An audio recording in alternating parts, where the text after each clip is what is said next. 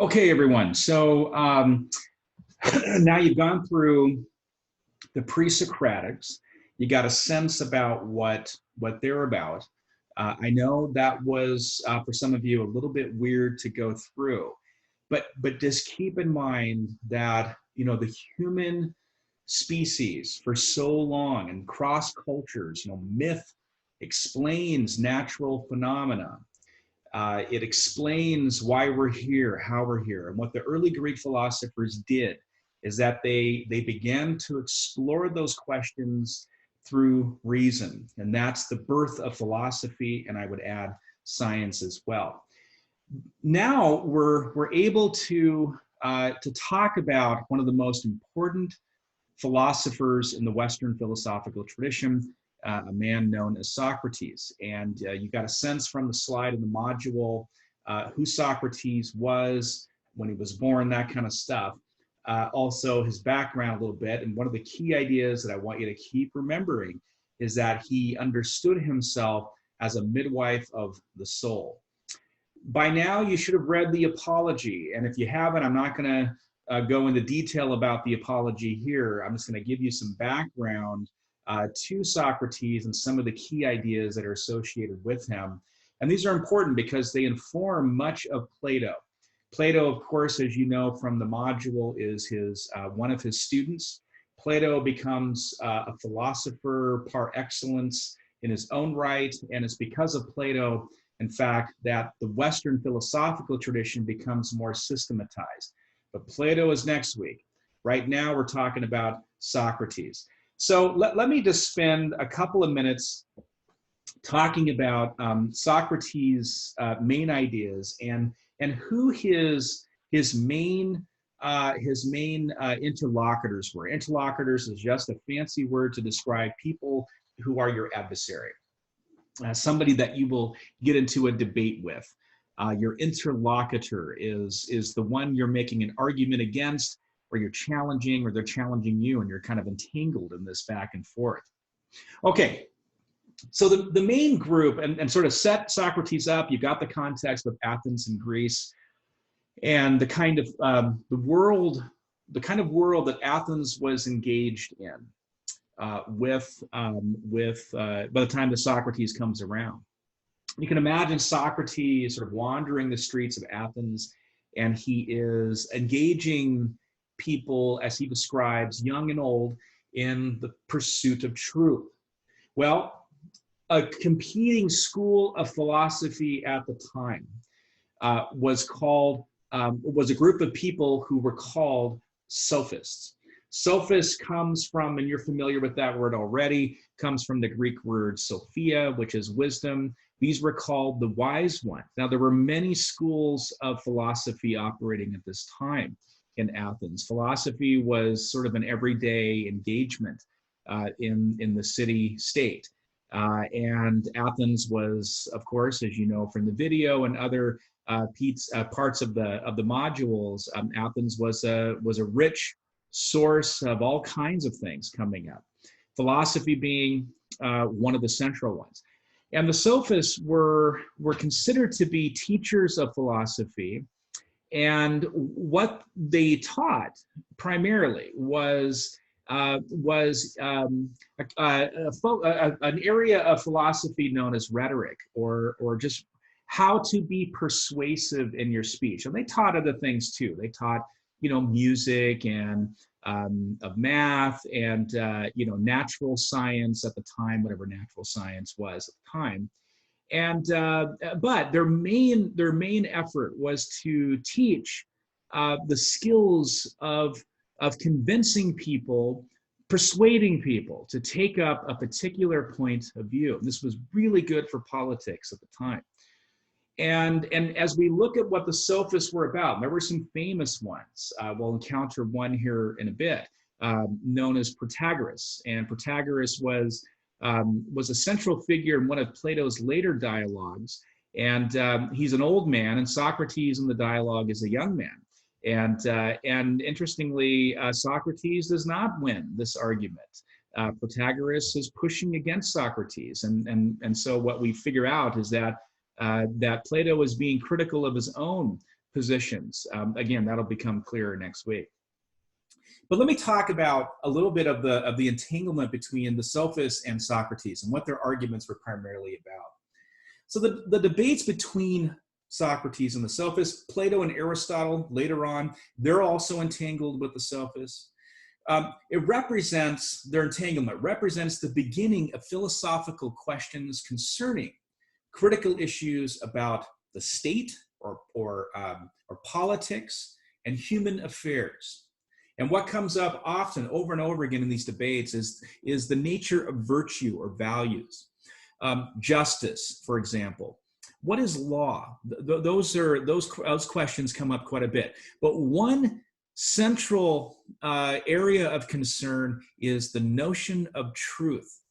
And we're going to find two very different ways of conceptualizing truth. Let me offer to you a distinction between two really critical terms. The first is relativism. Okay, relativism and this idea, sort of a counter relativism, you might say, as I described it, if you were in my class, I would sort of write this on the board, truth with a capital T. Okay, so we might say truth with a little t and truth with a capital T. And so the debate is between relativism, which is this idea that truth is relative to the person or to culture or context, or truth with a capital T is something that is independent of human affairs, independent of my opinion, independent of a culture. That there is something that stands outside, that is objective, that does not depend on my whims or my desires, but is true regardless of how I feel or what I think about them. And what we see in the debates between Socrates and the sophists is really a debate about what truth is there a truth, is it worth pursuing the truth, that kind of thing. And we're going to see a lot of debates in Plato about that. So here's another key term that I want you to think about, and that is this idea. And I wish I had a way to sort of to write it on the board and spell it for you, but it's arete, A-R-E-T-E. This is the Greek word for virtue. Okay, another way of thinking about arete is excellence. Okay, and the notion here is so Greek, right? Sort of thinking about Greek culture, that the idea around arete is that there is an excellent way of doing something, right? There's an excellent way of building a table. There's an excellent way that a soldier fights in an army. All kinds of excellences and virtues exist in Greek culture. Socrates is one of those philosophers that says something like, there's an excellent way to live. Virtue is something that we should be cultivating, an excellent way of being a human being. Okay? And for Socrates, this idea is a big truth idea, right? It's something that could be pursued or should be pursued, and something that's attainable in human life. Now, whether or not we actually attain it is another question for Socrates. But for Socrates, it is worth pursuing the excellences that cultivate you as a human being. We're going to see this really clearly in the Apology. The sophists have another take on this, that there are ways of living that are important, etc., but whatever an excellence is or an arete is, it's something relative to the culture, it's relative to the person. So right away, you've got contrasting points of view on this notion of arete. Okay, all right. So let me just say a little bit more about relativism, and this is really important to get across, because one of the things that will describe a sophistic way, or the sophist philosophy, excuse me, is a skepticism towards traditions. The traditions that the pre-Socratics were philosophizing in the traditions of Greek culture, whether or not it's mythology, the gods, etc. The sophists are clearly influenced by all of that. But if we can describe what the sophists are doing, they become skeptical of things like traditions. And what they want to argue is because they're skeptical of claims of truth, or this idea that some kind of truth exists independently of human beings and independently of human affairs. And the skepticism leads to this notion that all we have in life are what they're going to call appearances. Appearances are simply that. They're just what appears in human life, what appears in custom. There is nothing that is totally anchoring that appearance to something true or stable, true in the big T sense. But appearances are all that we have. And this is that relativism notion that's at the core of sophistic thinking. So relativism, as it's described in the Sophists, really comes out in one line, and this is Protagoras. And so I talked about Protagoras a little bit. Protagoras famously states, quote, "Of all things, the measure is man. Of existing things, that they exist. Of non-existing things, that they do not exist." Now think about what a measure is. A measure is a standard or a criterion to appeal to when deciding what to believe. Let's say you have person A and person B, but they're conflicting on whatever an excellence is or whatever an appearance is. For Protagoras, man is the measure of all things, or let's update it to our current language. Human beings are the measure of all things, using his archaic language there. The idea is, there is no standard criteria or measure that we can appeal to decide once and for all what the right is, or what the good is, or what the beautiful is. All we have are appearances, and human beings will disagree about what those appearances are. It'll be based on custom, individual preferences, those kinds of things. We, in other words, decide what the beautiful is, what the good is, etc.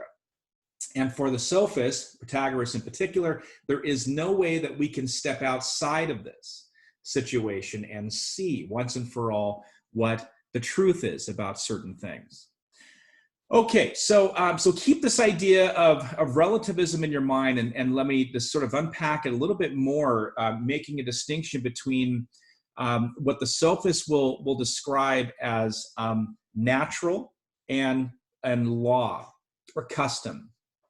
And the fancy words are Greek, of course, the Greek words. Physis, P-H-Y-S-I-S, and nomos, or nomos, that is law or custom. And what the sophists do for us, that philosophers have not done up until that time, is make really clear distinctions between these two concepts. So let's take one at a time. So this idea of physis is to think about something that certainly is true in nature, right? The Greeks didn't have a concept of gravity, but certainly they understood that when you hold something up off a two-story building, let's say, you drop it, it will fall, right? There are natural things that occur independent of you and me, how we feel about them, whatever our law is, that just happen and that just are. Right? So that's the natural world. We could certainly disagree about what it means and all of that, but there's not a disagreement about the fact that there's a physis, there's a natural, independent truth that is outside of me in terms of nature. But when it comes to nomos, right, that is custom. And this is this idea of human convention, right? Things are as they are because human societies have determined them to be so. Okay, so let's take another look at this. If something is physis, then there is nothing we can decide or do to change that fact. The brick or the rock will just fall from the one-story building or the two-story building. Nothing I can feel about it that will change that fact. Okay. But when it comes to nomos, when it comes to custom, if I give someone strychnine or I push them off a tall building, right? It's likely that a law will say that I'll face punishment, but I might actually get away with it if I'm lucky. Either way, right? Nomos will say something like, you ought to be punished for this law, but there might be times in which you will not be punished for the law, right? For breaking the law, right? In other words, we're saying there might be a right way of doing something. There might be a wrong way of doing something, but all of that depends upon the customs that I belong to, that I participate in, and that I'm, quote, obligated to follow. But there's a world in which I could break them. I could not follow them. And there's nothing natural about that. Whatever that is, it comes from human convention. It comes against, or it goes against the customs. In other words, it's possible to go against nomos. It's possible to follow nomos, but it's quite impossible to not follow what is naturally physis, right? The laws of physics, let's say, although there weren't these laws at the time. Okay, so this leads to the question that Socrates and the sophists are going to really wrestle with and think about. It's the idea of truth.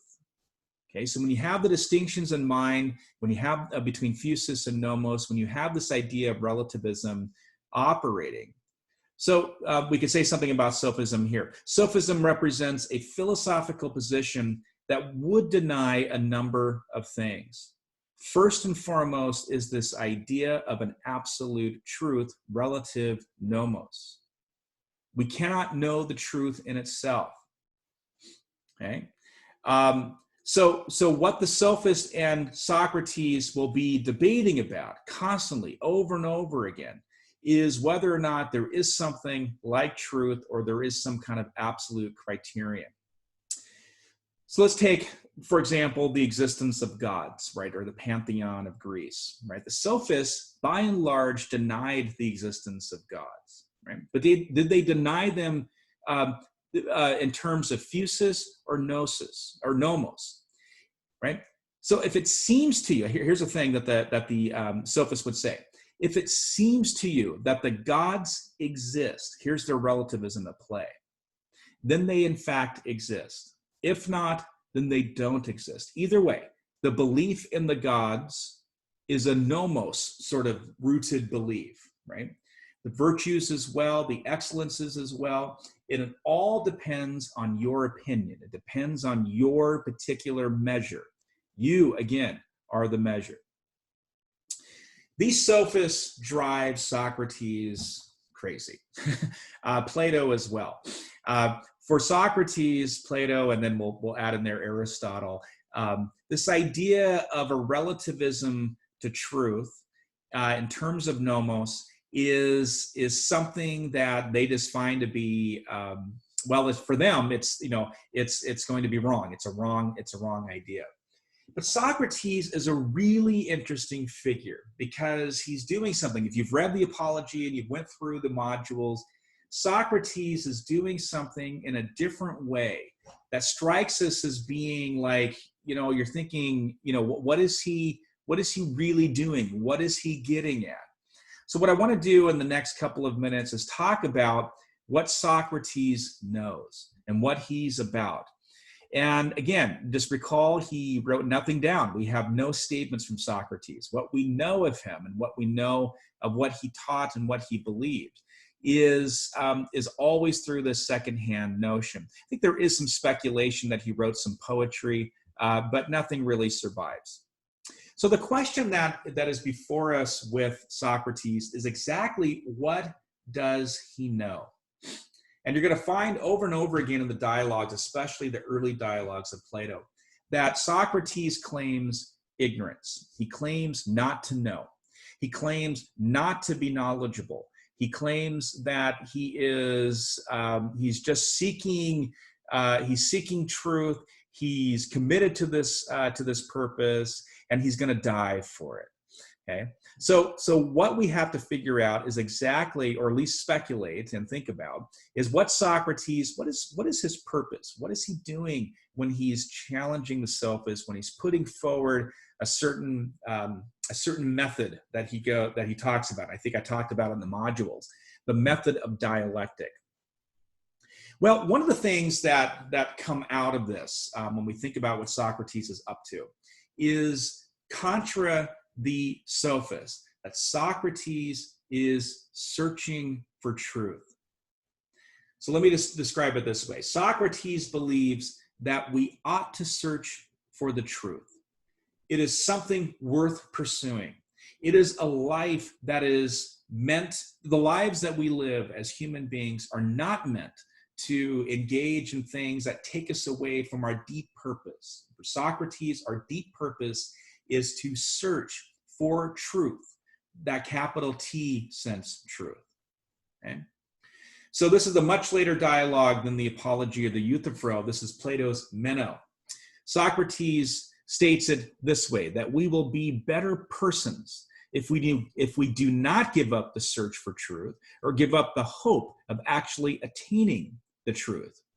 And this idea that he's proposing presumes that there is a truth that actually exists. But what's in the background here for Plato and for Socrates is sophism. To settle the question of truth to the individual judgments of people or society, for Socrates, is to become lazy and even cowardice. To be lazy or cowardice for Socrates is, in his view, to be less of a person. So one important point of knowledge that he's after is that we should pursue the truth and despair of never attaining it. Okay? And this might explain a little bit why he's doing the kind of life, living the kind of life that he's after. Another key idea in Socrates is that human excellence, remember that notion of arete, is knowledge. That's what you're after.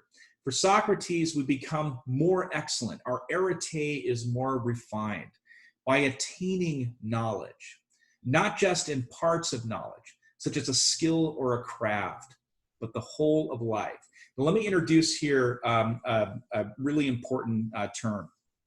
And you're a little bit familiar with this term. This is the term techne, T-E-C-H-N-E. The Greek word techne, and think about it this way, is a kind of technical knowledge. This is where we get technology or technical. Like a doctor or a shoemaker or a horse trainer. I'm using examples from Socrates themselves. And Socrates wants to say something like, this: there are better doctors than others. There are better skilled people. There are people who are skilled at the techne of doctoring than there are others. And the doctor, we would say then, has knowledge that I myself or the non-doctor does not possess. They have expertise, a know-how. Okay? A person knowledgeable in the human excellence or virtue, Socrates wants to argue, is like the doctor's techne, about being a doctor. Like the doctor knows the human body and its function, the knowledgeable person of virtues knows the soul, knows human nature, and where its excellence consists in. This is the philosopher. This is the one who is seeking knowledge. This is the person who is attaining the excellence of diagnosing what the purpose of one's life is. Thus, one can become knowledgeable in virtue in this technical sense, according to Socrates. But to become knowledgeable means, it implies that one is taught, just like one is taught to be a doctor. So the question that Socrates raises, if this is true, that one is taught an excellence or an arete, where are all the teachers of human excellence? How does one become an excellent person? A person who pursues what is excellent.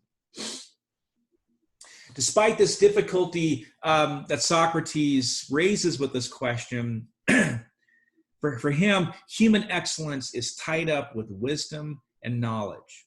As one grows in wisdom about oneself, Socrates argues, they will become closer to attaining virtue. Okay, so there's two more big ideas, and this next one is going to be something that will challenge philosophers for a number of centuries, especially within the Christian tradition. This idea that one idea that Socrates puts forward is that all wrongdoing in human life is due to ignorance. Now think about that. All wrongdoing is due to ignorance. And the result of the saying is something like this, and Socrates will say it often: virtue is knowledge. If to know the right thing, here's how he would phrase it: if to know the right is to do the right, then failing to do the right must be due to not knowing what the right is. Not to know something is to be ignorant of it. So whoever, Socrates concludes, acts wrongly, acts out of ignorance. If we knew better, here's how he would say it: if we knew better, we would do better. What Socrates holds is that whenever we act, we do so out of the conviction that what we are doing is good, or that it will produce a good in the long run. And here's the phrase that just trips a lot of people up for a number of centuries, and probably, you're going to have a reaction to this. We never, Socrates argues, knowingly do wrong. Thus, doing something wrong is out of ignorance of what is good and what is right. And this leads to the importance of, for Socrates, moral education. Children can be brought up to be excellent human beings if only they come to learn that what is in fact good and right, that what is good, right, and true. Now, right away, you might want to push back on this notion. Socrates, again, if we know the good, we will do the good. The reason why people don't do what is good and right is because they don't know what it is. The moment I teach them, they're going to do what the right thing is. Now, the Christian tradition in particular is going to have an issue with this, especially right away with the writings of St. Paul. If you're familiar with St. Paul's writings, he makes a distinction here. He says something like, and I can't quote the scripture off the top of my head, but something like, I know the good, but my flesh does not do the good, right? Even though I know what the right thing to do, I still am not doing it. The spirit is willing, the flesh is weak, something like that. So if you think about it this way, it's like, I know that sitting in this quarantine time, I shouldn't drink as much wine as I'm drinking. I shouldn't just eat potato chips all day. I know it's not right for me. I know it's not good. I should be exercising more, but I do it anyway. And so from a lived experience point of view, we might push back on Socrates and say, yeah. People who know the good doesn't necessarily mean that they're going to do the good. Our empirical anecdotal evidence of life seems to push back on that. Okay, let me just talk about what the last big idea of Socrates, what his notion is about, his whole philosophy is about, really. And we find this in the Apology quite a bit. I'll let you read the Apology to see what you make of this, but let me just highlight it for you. For Socrates, then, the most important thing that we should be caring about in our lives is our soul. So Socrates clusters a few ideas together that lead to this important piece of knowledge, underlying this notion of our soul. And don't think of soul in the sort of Christian sense or religious sense. And for the Greek mind, the soul is simply our self. And this might be one of the most important discoveries of Socrates. And it gets fleshed out in Plato quite a bit. Aristotle picks it up as well. But for Socrates, the soul, or this is where we get our word psychology, psyche. This is the Greek word for soul, self, is this notion that what it really means to be a human being. Who are we really? What is our nature? What are we really about? Well, Socrates' contribution to this has influenced almost all of Western philosophy. We're going to see this notion again come up. It's this notion that who we really are as human beings is this self, this soul. Socrates calls it a soul. And it gets interpreted in all kinds of different ways. But for Socrates, the soul is rational. The soul as mind can pursue truth, should pursue truth, and if it works hard through its life, if the person works hard through life to discover the truth, to pursue it, to engage in the process of the dialectic, to going back and forth, truth is discovered, or we can discover truth. And this leads to Socrates' main claim at the end of the Apology, or towards the end, where he says, the unexamined life is not worth living. And here's what he means. To live in ignorance is not really to live. It is better to suffer injustice than to commit injustice. A good person cannot be harmed in either life or death. That's the way Socrates begins to describe it. So the unexamined life is not worth living. For Socrates, a life that pursues what we might call insignificant or fleeting, or about pleasure, or about the body. And as I described Socrates a little bit in the module, we saw that he had incredible self-control. At least that's how people described him. And if you think about it in this context, that for Socrates, the aim of life is to pursue the excellence of what it means to be a human being. That is the care for your soul. That means examining claims in order to reach or attain truth. For Socrates, that is what life is all about. That's its purpose, that's its meaning, and that's our aim. Okay, all right, so you got a little taste of Socrates. Look at the discussion board. I'm going to ask you a question about the Apology, and I want to know if you agree with Socrates in certain respects, or if you think that he's just out to lunch. Like, Socrates, come on. I want you to respond to this recording, also to the readings that you did. And it's the discussion board in this sense is not meant to give you or require you to write this big long response. I'm looking for, just like if we were in class, how would you respond to this? What would be your gut feeling? Okay, all, look for a closing video from me, and we'll go from there.